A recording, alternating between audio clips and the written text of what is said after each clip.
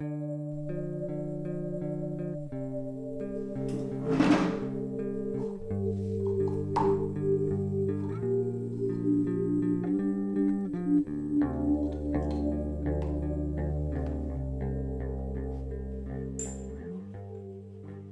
suis née au Havre et puis après j'ai habité avec mes parents en région parisienne. Et c'est là que j'ai entamé mes études d'architecture à l'école de la Villette. Et cette école, en fait, ce qui y avait de très bien, c'est que c'était la seule école qui est issue des Beaux-Arts. Et donc là, j'ai eu des cours d'art plastique, philosophie, enfin des cours assez ouverts, assez libres et vraiment très intéressants. Et donc ça m'a un peu ranimé ma fibre artistique, quoi.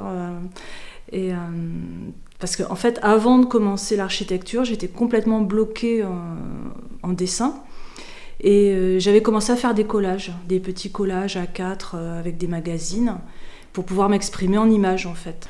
Donc du coup, j'ai inventé une manière de présenter mes projets complètement différente. Donc c'était des maquettes en carton, en métal, des collages, presque des petits assemblages, etc. Et donc j'ai développé ma technique comme ça, en fait.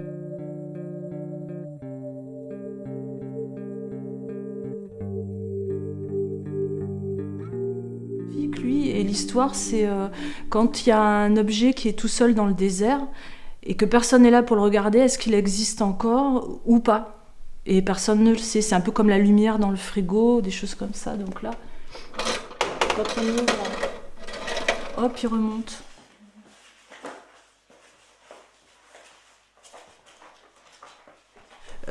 C'est comme un tournant en fait là dans ma création un petit peu, c'est que toutes ces différentes techniques que j'ai utilisées séparément, je voudrais les réunir en fait sur un même objet artistique. Et donc bon là c'est plus du collage, mais je pense que je vais réussir à inclure de la peinture et peut-être des petits objets mais pas trop en volume.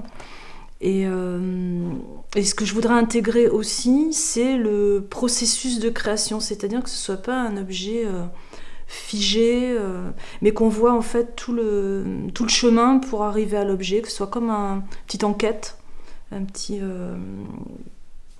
et une trace du parcours. Voilà.